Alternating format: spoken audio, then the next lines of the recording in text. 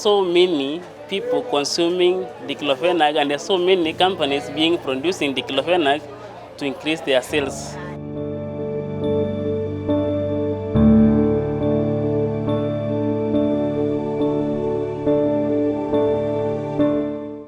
The Ministry of Health has warned against the use of diclofenac without a prescription from a health practitioner, a drug that is commonly used to relieve pain, inflammation, and joint stiffness caused by arthritis. The Pharmacy and Poisons Board giving an alert and warning that even though the benefits of diclofenac are higher than its risk, if used in high doses and for a prolonged period of time, diclofenac is associated with increased health risks. Diclofenac zimenidhuru sana tumbo, mambo ya ulcers, contain ulcers. For many years after Patrick Aholi had a car accident, he became a frequent user of diclofenac to relieve the severe burning pain in his leg. Due to the high doses of the painkiller in his body system, Aholi now suffers from stomach ulcers, yet another pain had to bear. Hizo diclofenac zilikuwa za machungu maumivu ya hii mguu yangu. Sasa ndio wananiambia hizo zinasaidia sana hiyo maumivu. Sitasikia. Sasa mimi nani hiyo wakati iliisha hiyo baada ya mwaka moja Kenyatta. Sasa benye nilikuja nyumbani bado nasikia hiyo machungu. Mimi niliendelea tu kumeza hizo dawa za diclofenac. Sasa ndio zimenidhuru mimi mambo ya afya. Nini tumbo, wewe inaniwasha kama niko na njaa. Si kujua. Kuenda kwa daktari ananiambia hizo madawa zilikuwa natumia sana hizo za diclofenac. Patrick Aholi is just one among thousands of Kenyans who have fallen victims of diclofenac misuse, either knowingly or unknowingly. Many now at risk of heart attacks, strokes, and other cardiovascular diseases. According to an alert issued by the Pharmacy and Poisons Board, there is a small risk of heart attack or stroke in patients taking systematic diclofenac regularly, especially at high doses of 150 milligrams daily for long periods. The alert indicating that diclofenac is no longer recommended for patients with a history of heart attack, stroke, heart failure, blockages of blood vessels to the heart or brain, or have had an operation to clear or bypass such blockages, or circularity problems that restricts blood flow to your limbs.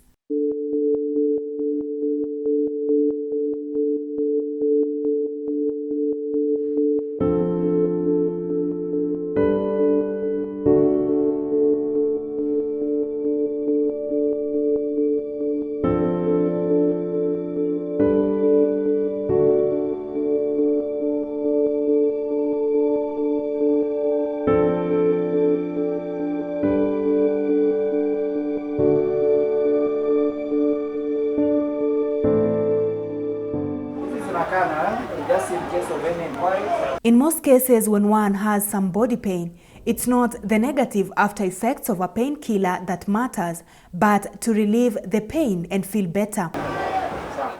A notion that leads many people to the counter to acquire unprescribed medication, with some even storing the drugs in their houses for emergency, they say. Yes, sometimes I buy from the counter if it is just as a mild pain. But if it persists, I normally go either to a clinic where I see the doctor and then I'm helped. The habits or the culture of Kenyans, you find that it's in their genes, so and their mind. Find most of the people, they Google without going to hospital to get the prescriptions, and they just walk to the pharmacy and then they order. The talk about the diclofenac as a painkiller is an NSAID, but it gets to be misused by many Kenyans. Anytime a person has a pain, and general body pain, they tend to think that it's only diclofenac that can heal their pain. But it is the role of a pharmacist or a pharmacist or any health worker to advise the general public on the use of any painkiller, and there is also the model in administration of a painkiller. Now, the habit of acquiring drugs over the counter or unprescribed drugs over the counter is a very common habit amongst Kenyans. Now, with the alarm from the Pharmacy and Poisons Board about the misuse of the Diclofenac drug, I'm in the streets of Nairobi and I'll pop into a number of chemists just to see how easy it is to buy Diclofenac or to acquire Diclofenac over the counter.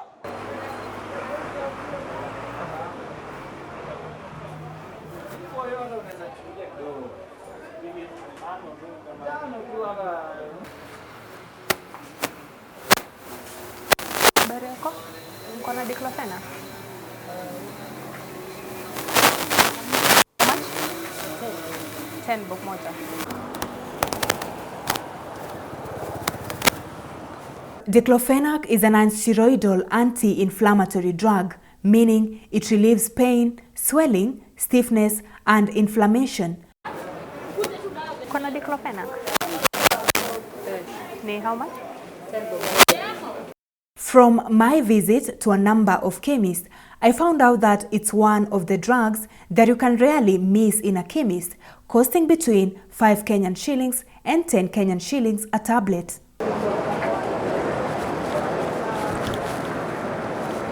My visit to the chemists around Nairobi continues. In this specific chemist, I buy 2 tablets of Diclofenac at 5 Kenyan shillings each. How much? Moja ni 10. Moja 10. Pembili. I'm even offered water to take them. I find a way to only drink the water and hide the main tablet. There are so many people consuming Diclofenac, and there are so many companies producing Diclofenac to increase their sales. There are so many. So the reason why they are thriving because of that the usage, excessive usage of the molecule. Because one thing they tend to think that it's only Diclofenac, even there is a myth that it's only Diclofenac that can heal them. Another group of people who fall victims of Diclofenac use are those with underlying medical conditions. Also, there's chronic condition like people with asthmatic, people with gastritis, whom you cannot administer the Diclofenac to, but the public are not aware of the issue. According to the alert by the Pharmacy and Poisons Board, people who have other risk factors such as high blood pressure, high cholesterol and diabetes should be assessed by a medic on whether they can use the painkiller and how they should use it.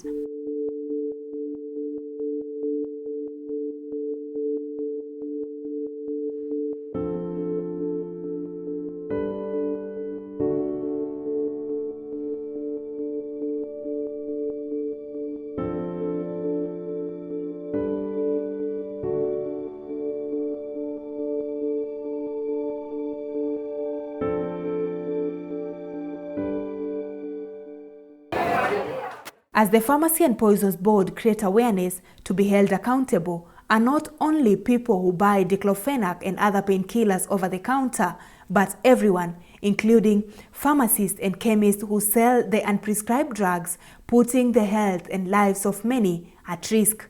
So naweza kusema serikali iangalie pande hiyo. Sisi tunaenda kununua madawa ni kwa sababu hata kupima kwa ile hospitali ya government it's a lot of money. Kwa hivyo unaenda tu una explain your problem, then unapewa hiyo painkiller either ikuzuru ama ikuponye. Afadhali mtu asinunue painkiller yeyote akisikia kuna uchungu. Asisindi ile daktari anasema if you try for sometimes you check with the doctor so that your sickness may be detected and may be discovered earlier. Ile waende hospitali wapimwe ile magonjwa wako nayo, ijulikane ni dawa gani haswa utatumia. Si tunaenda tu chemist unanunua dawa unameza. Unanunua dawa unameza. Uende upime ujue ni dawa gani utatumia. There is cases whereby you should not administer a drug like Diclofenac. So to the general public, to the general health workers, get to know whom you are giving the Diclofenac or even any other painkiller. May it be a Panadol. Someone can be allergic to Panadol. Someone can be allergic to aspirin. Someone can be allergic to the content in aspirin or the content in diclofenac. Get to know what you are giving to the public, so that now you can safeguard the health of the Kenyans whom you are serving.